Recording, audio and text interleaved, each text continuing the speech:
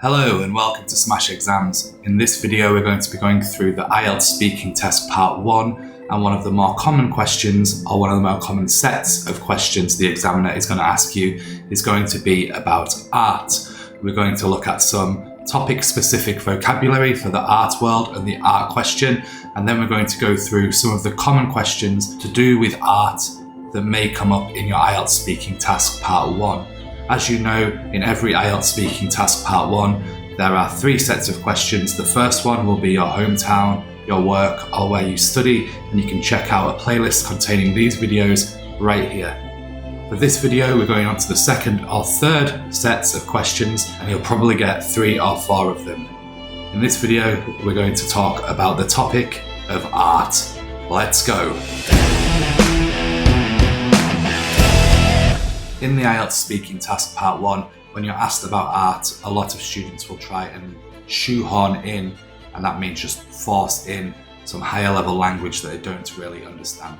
It is not necessary to use these big fancy vocabulary because most native English speakers wouldn't use them.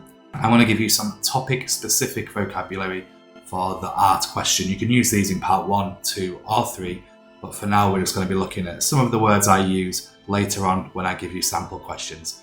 Make sure to stick around for the sample questions because it will really help you get an idea of the kind of things the examiner may ask you about art. The first one here is talented, and talented means you have a natural talent for something or you're really good at something. So some examples of this would be, I like art but I'm not very talented. He or she is very talented. They sold their painting for millions. The artist is extremely talented. I can't wait to see his new work. This is one of my favourite topic-specific art vocabulary, and it will really impress the examiner if you use it correctly. The word is aesthetically pleasing, and it basically means it looks nice. Or you can say aesthetics, which is how it looks. An example of this would be, I think Banksy's work is aesthetically pleasing. The paintings really make use of the gallery's aesthetics. I like to draw, but my drawings are not very aesthetically pleasing.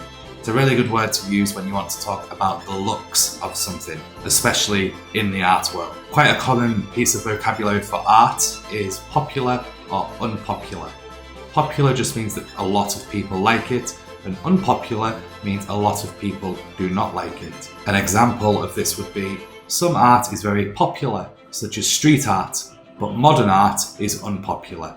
She is a very popular artist. Nearly everybody I know likes her work. Accessible. When you say accessible, it means it's for everybody to enjoy. I mean, you don't need a degree to understand it. So accessible means it's easy for everybody to get or enjoy. I like art that is accessible, like street art. Music and theatre are very accessible forms of art. I enjoy those. Art is seen as very highbrow. I like more accessible art, like music and movies. Accessible. I used the word there in the last slide, highbrow. Highbrow is for the high status people or the rich people or snobby people. It's from, in the old times, there was a science called phonology where they thought that the poor people had low brows, like this, like a caveman, and people that were intelligent or rich had high brows, so their forehead, their brow, was up like this. So highbrow means for the rich or for the high status people. To use this in a sentence, which is really good if you're talking about art, is modern art is popular in my country. It is not seen as highbrow anymore. I don't like to go to art galleries. They are too highbrow for me. Art is seen as very highbrow. I like the more accessible art, like music and movies. There you see how you can combine highbrow with accessible. They're not necessarily complete opposites, but they work in terms of the art world. Contemporary. Contemporary means of the time, but for the IELTS Speaking Test Part 1, it basically means modern art or the art of now. It can be used as a very close synonym of modern art, contemporary art. To use it in a sentence, you could say, I like contemporary art that is made by my generation. I don't like art that was made hundreds of years ago. I like some art, but contemporary art is not my cup of tea. Oh, use an idiom there. Not my cup of tea means it's not perfect for me. I don't really like it. And you can use that in any of the IELTS test. It's not my cup of tea. to say you don't like something. Finally, a really posh one from the French word is connoisseur. You might have heard it when people talk about wine or caviar or even burgers. It basically means you're an expert in something to do with taste, which could mean your taste in art. I'm not a connoisseur, but I do enjoy visiting galleries. Or I consider myself to be quite the connoisseur when it comes to art. Probably don't say that in real life. People might think you're a bit up yourself or smug or highbrow. Now that you have some topic-specific vocabulary for art, it can help you with all the parts of the IELTS test, from reading to writing to speaking, speaking part 1, speaking part 2. Those vocabulary will help you in all of the tests. Now let's focus on the IELTS speaking part 1, art questions. In this video, we're going to look at 5 of those questions. The first one, are you good at art? We'll look at how to answer in a positive and negative fashion. Secondly, what kind of art do you like? Again, we're going to look at different types of art and which ones you think you would answer, and look at sample answers for each of them. Have you ever been to an art gallery? This is quite a tricky question because it's very hard to expand if you haven't been. I'm going to show you some ways how to do it. What kind of art is popular in your country? Another difficult one, but I will show you some techniques of how to answer this question. And finally, we'll look at the question of what benefits do you get from creating art? And again, we'll look at positives and negatives of creating art. I hope you're enjoying the video. If you are, please like and subscribe. It really helps me and my channel. Have a go at one of these questions in the comments. What kind of art do you like? Try to write 2 or 3 sentences and I will give you some feedback. See you in the comments. Let's go with the first question, which is, are you good at art? Now, if you are good at art, you can say yes, but you need to expand upon your answer. So add some more sentences. So, are you good at art? Yes, I like to create things. I like to paint, and I also make YouTube videos. It is an art, damn it! I have loved making art since I was a kid. I have become quite talented at it. I love to sing and act as well. I was quite good at art class in high school, but I don't get enough time to be creative now. So you see, you can build upon your answer. Don't just say yes or no. Say yes and, or yes why, or yes how. Same if you are not good at art. Are you good at art? No. Art has never been my passion because I do not have the patience to sit and paint. Or no, I do have other talents though. I can dance in the club, but I cannot write the music. No, there are many types of art though. I can sing, but I'm not good at drawing.